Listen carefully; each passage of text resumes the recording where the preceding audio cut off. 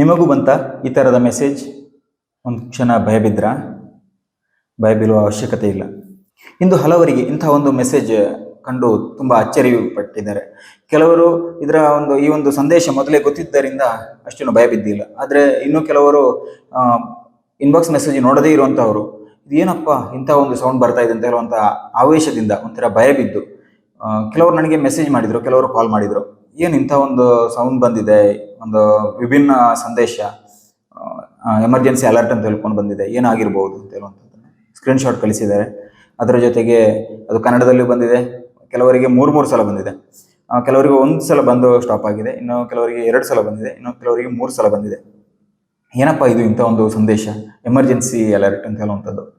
ಏನಾದರೂ ಪ್ರಾಕೃತಿಕ ವಿಕೋಪ ಆದಂತಹ ಸಂದರ್ಭದಲ್ಲಿ, ದೇಶದಲ್ಲಿ ಏನಾದರೂ ನಡೆದರೆ, ಇಲ್ಲಾಂದರೆ ಸುನಾಮಿ ಆ ಥರದ್ದು ಏನಾದರೂ ವಿಶೇಷ ಘಟನೆಗಳು ಏನಾದರೂ ನಡೆದರೆ ಪರಿಣಾಮಕಾರಿಯಾಗಿ ಜನರಿಗೆ ತಲುಪಿಸುವಂತಹ ವ್ಯವಸ್ಥೆಗಾಗಿ ಇಂತಹ ವಿಶೇಷ ಸಂದರ್ಭಗಳಲ್ಲಿ ರಾಷ್ಟ್ರೀಯ ವಿಪತ್ತು ನಿರ್ವಹಣಾ ಪ್ರಾಧಿಕಾರವು ದೂರಸಂಪರ್ಕ ಇಲಾಖೆಯ ಜೊತೆಗೂಡಿ ಸೆಲ್ ಬ್ರಾಡ್ಕಾಸ್ಟ್ ಸಿಸ್ಟಮ್ ಅಲರ್ಟ್ ಅನ್ನು ಪರೀಕ್ಷಾರ್ಥವಾಗಿ ಇಂದು ಹಲವು ಜನರಿಗೆ ಸಂದೇಶ ಕಳುಹಿಸಿದೆ.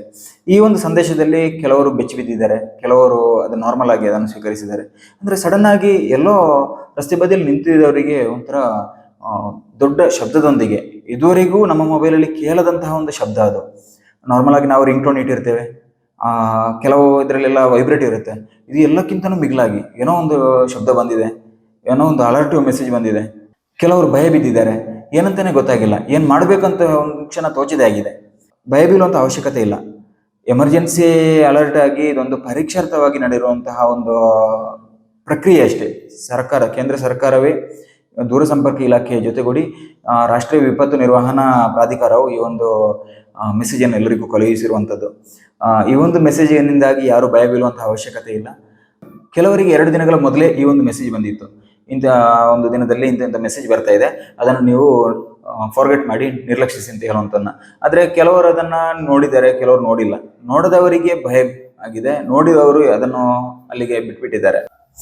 ಇವತ್ತು ಬಂದಿರೋ ಮೆಸೇಜ್ ಇಂಗ್ಲೀಷ್ನಲ್ಲಿ ಹೇಗಿತ್ತು ಅಂತ ಹೇಳಿದರೆ, emergency alert extreme, this is a sample testing message sent through cell broadcasting system by department of telecommunication, Government of India. Please ignore this message as no action is required from your end. This message has been sent to Test Pan India Emergency Alert System being implemented by National Disaster Management Authority. It aims to enhance public safety and provide timely alerts during emergencies.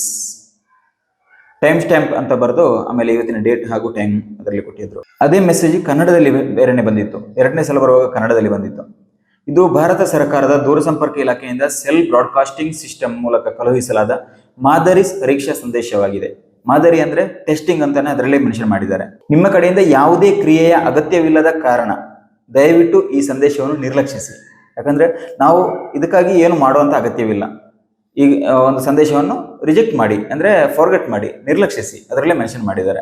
ಈ ಸಂದೇಶವನ್ನು ರಾಷ್ಟ್ರೀಯ ವಿಪತ್ತು ನಿರ್ವಹಣಾ ಪ್ರಾಧಿಕಾರವು ಜಾರಿಗೊಳಿಸುತ್ತಿರುವ ಪರೀಕ್ಷೆ PAN India ತುರ್ತು ಎಚ್ಚರಿಕೆಯ ವ್ಯವಸ್ಥೆಗೆ ಕಳುಹಿಸಲಾಗಿದೆ. ಅಂದ್ರೆ ಪ್ಯಾನ್ ಇಂಡಿಯಾ, ಆಲ್ ಓವರ್ ಇಂಡಿಯಾದಲ್ಲಿ ಈ ಒಂದು ಮೆಸೇಜ್ ಎಲ್ಲರಿಗೂ ಇಂಥ ಮೆಸೇಜ್ ಅಂದ್ರೆ ಅಲ್ಲಿ ಆಯಾಯ ಭಾಷೆಗೆ ಅನುಗುಣವಾಗಿ ಮೆಸೇಜ್ ಸೆಂಡ್ ಆಗಿರುತ್ತೆ. ಆದರೆ ಇಂಗ್ಲಿಷ್ನಲ್ಲಿ ಅದು ಕಡ್ಡಾಯವಾಗಿ ಸೆಂಡ್ ಆಗಿರುತ್ತೆ, ಕಳುಹಿಸಲಾಗಿರುತ್ತೆ. ಅದರ ಜೊತೆಗೆ ಸ್ಥಳೀಯ ಭಾಷೆಗಳಿಗೆ ಅನುಗುಣವಾಗಿ ಬೇರೆ ಬೇರೆ ಭಾಷೆಗಳಲ್ಲಿ ಅದನ್ನು ಕಳುಹಿಸಲಾಗಿದೆ.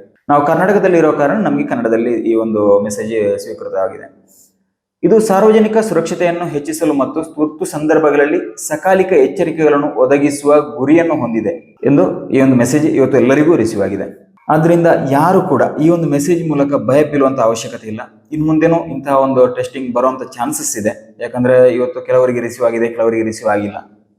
ಅಂತಹ ಸಂದರ್ಭದಲ್ಲಿ ಮೆಸೇಜ್ ಬಂದ್ರೆ ಯಾರು ಭಯ ಬೀಳುವಂತ ಅವಶ್ಯಕತೆ ಇಲ್ಲ ಅಂತ ಹೇಳ್ತಾ, ಈ ಒಂದು ವಿಡಿಯೋ ನಿಮಗೆ ಇಷ್ಟ ಆಗಿದ್ರೆ ಲೈಕ್ ಮಾಡಿ, ಶೇರ್ ಮಾಡಿ, ನಿಮ್ಮ ಅಭಿಪ್ರಾಯಗಳನ್ನು ಕಮೆಂಟ್ ಮೂಲಕ ತಿಳಿಸಿ. ನೀವು ಈ ಮೊದಲು ನಮ್ಮ ಚಾನಲ್ ಅನ್ನು ಸಬ್ಸ್ಕ್ರೈಬ್ ಮಾಡಿಲ್ಲ ಅಂದ್ರೆ ಈಗಲೇ ಸಬ್ಸ್ಕ್ರೈಬ್ ಮಾಡಿ, ಸಪೋರ್ಟ್ ಮಾಡಿ.